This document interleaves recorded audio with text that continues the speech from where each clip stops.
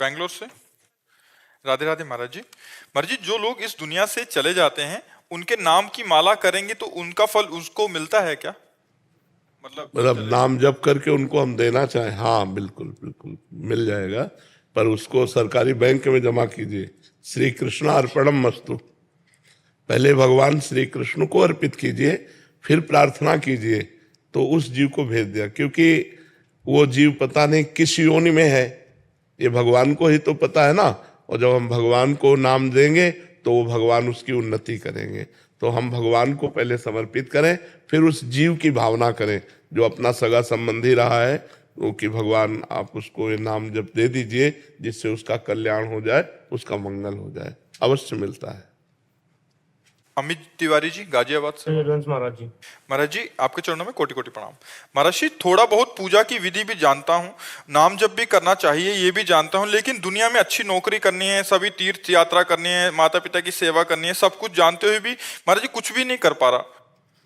नाम जप करो, इससे बल आ जाएगा। जो हम जानकारी का अपने प्रयोग नहीं कर पाते हैं उसमें हमारे अंदर बल की कमी होती है। हम जानते हैं ऐसा करना चाहिए पर नहीं कर पाते, हम जानते हैं ऐसा नहीं करना चाहिए पर कर देते हैं, तो इसमें हमारे अंदर अध्यात्म के बल की कमी है। अध्यात्म का जो बल है वो भगवान नाम से, सत्संग से प्राप्त होता है। रोज सत्संग सुनो, भगवान नाम जप करो, भगवान से प्रार्थना करो, वो आपको बल दे। जो अच्छे विचारों की तरफ आप सोच करते हैं वो क्रिया में उतार दें, वो सोच क्रिया में उतर जाए, और जो गंदे विचारों की सोच करते हैं उनकी क्रिया ना होने पावे, ये भागवतिक बल से होता है। महाराज जी चाहते बहुत लेकिन कुछ कर नहीं पाते। हाँ, नाम जप करो, नाम जप करो, नाम जप कुछ तो करना पड़ेगा ना।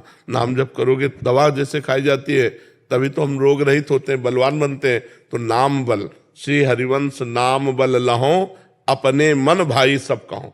जो मेरे मन में आता वही मैं करूंगा, क्योंकि मेरे में नाम बल है। अब नाम बल है कि तीर्थ यात्रा चलना चाहिए, नाम बल हमारे अंदर है तो उत्साह बनेगा, व्यवस्था बनेगी, हम चले जाएंगे। और नाम बल नहीं होगा तो नहीं। नाम बल है तो माता पिता हमारी निंदा करते हैं, हमको कष्ट देते हैं, पर हम उनकी सेवा करते हैं क्योंकि हमारे अंदर नाम बल है। नहीं तो ये लगेगा हम सेवा करते हैं, हमारी निंदा करते हैं, फिर क्या सेवा। तो नाम बल जरूरी, खूब राधा राधा नाम जप करो, या जो नाम प्रिय हो वो नाम जप करो। हरेश कुमार राणा जी, गुजरात से। श्री हरिवंश महाराज जी। महाराज जी, अर्धांगिनी बोलती है पैसा बचाओ काम आएगा, बीमा ले लो काम आएगा, परंतु सोचता हूँ अगर पैसा जमा रहेगा तो चिंतन पैसे का ही होगा। नहीं नहीं नहीं, ऐसा नहीं। गृहस्थी में संग्रह आवश्यक है, वो ठीक कहते हैं।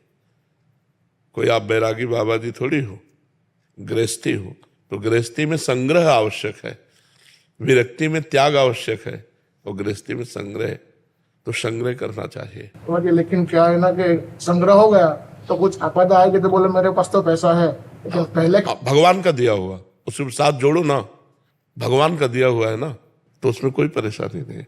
मेरे पास भगवान की दी हुई बुद्धि, मेरे पास भगवान का दिया हुआ शरीर है। जब इतने से काम नहीं चलेगा तो हम और देखेंगे उनकी तरफ कि प्रभु अब आप संभालें।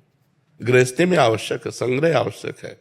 अचानक कोई घटना घट जाए, अर्थ की आवश्यकता पड़े, तो ये व्यवस्था जरूरी है। वो ठीक कह रहे हैं, ऐसा करना चाहिए।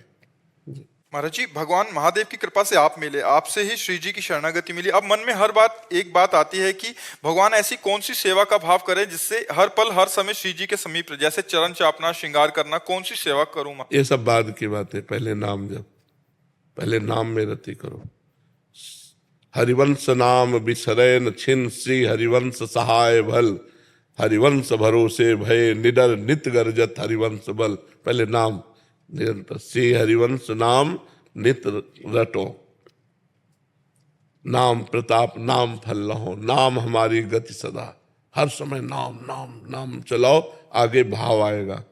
भाव से फिर चरण चापना, पंखा करना, चंवर डुलाना, पान की बीड़ी पवाना, हंसी मजाक करवाना, प्रिया प्रीतम दोनों हंस दिए, ऐसी मजाक की बात कर दी, हास परिहास रसिका, वो आगे का विषय। पहले हम अभी अपने नाम, आप इसी कृपा से हंसते हम सेवा कर रहे हैं। हाँ बिल्कुल।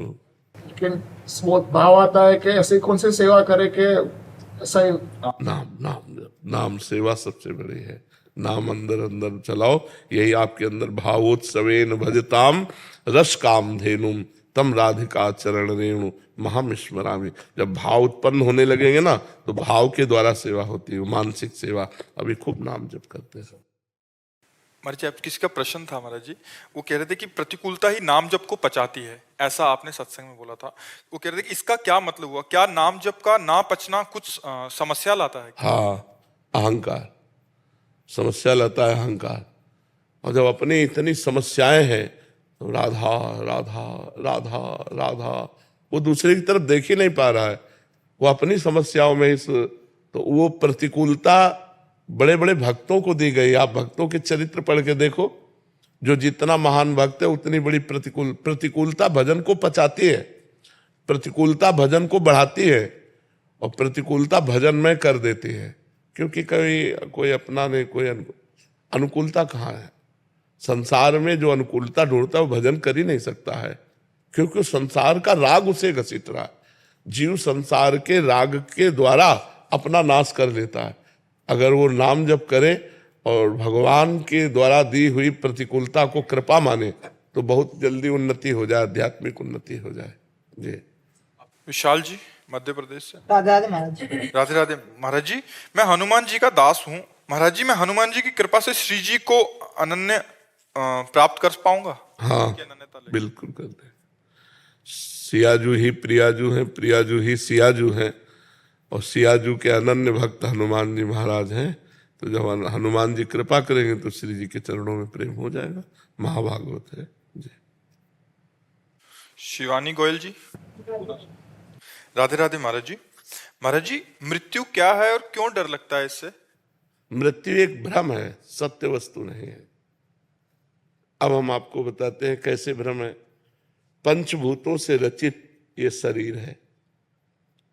जब इसका अंतिम संस्कार होता है तो अग्नि तत्व अग्नि में मिल गया, जल तत्व जल में, वायु तत्व वायु में, पृथ्वी तत्व पृथ्वी में, आकाश तत्व आकाश में।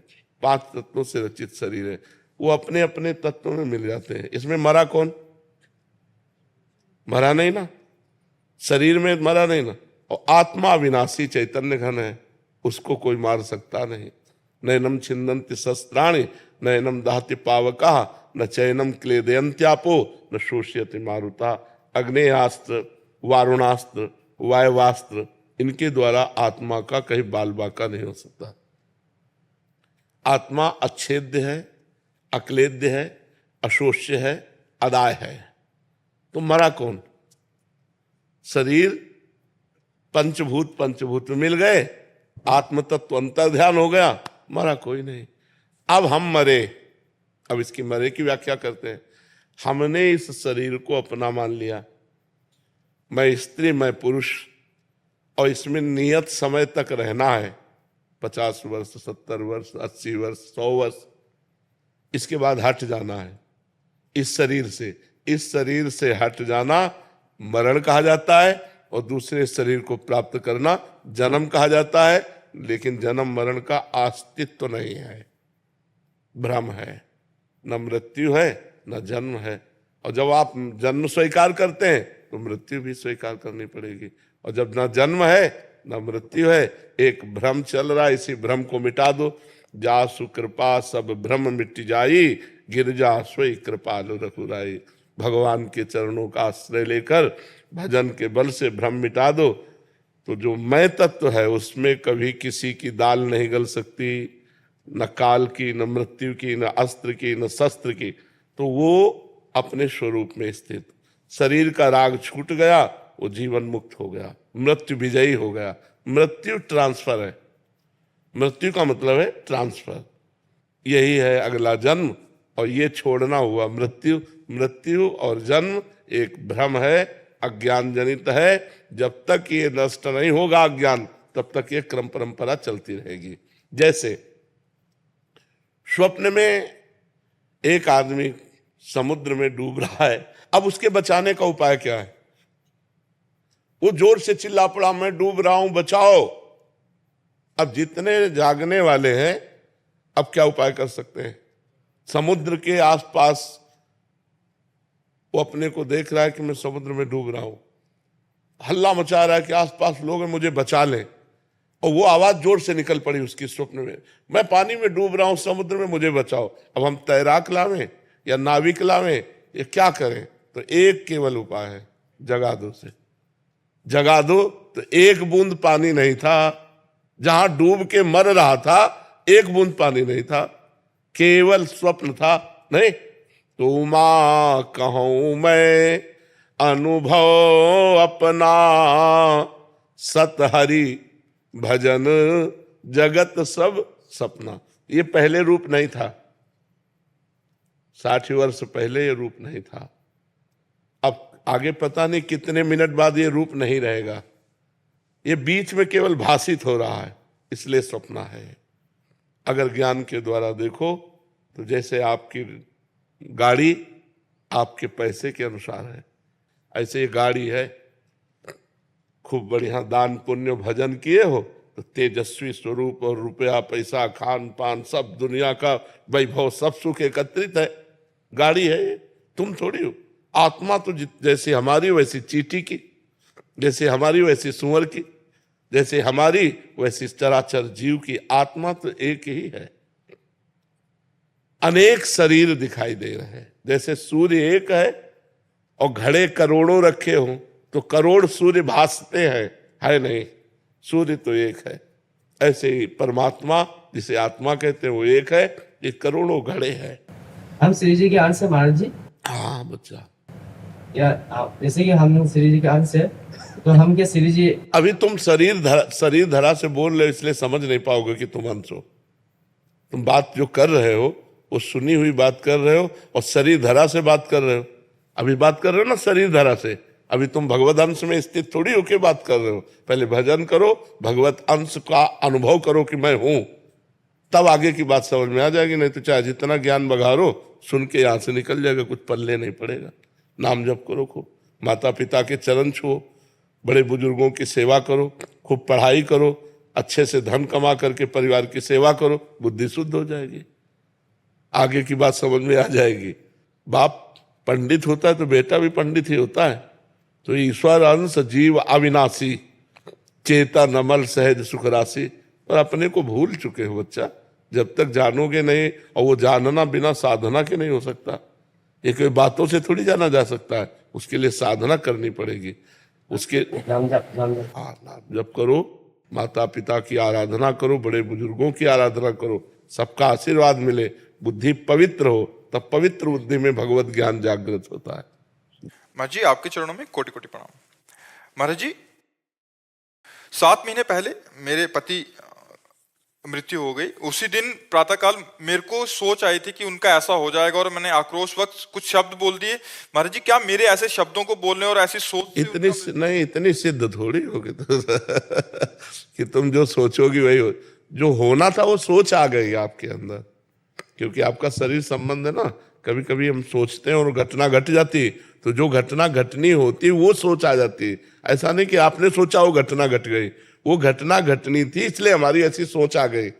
वो तो सिद्ध पुरुषों में होता है, तो वो अलग बात होती है। आपके तो पति हैं, कुछ कटु वचन निकल जाना या कोई कटु भावना हो जाना, तो आप इतनी सिद्ध थोड़ी कि आपकी भावना सिद्ध हो जाएगी।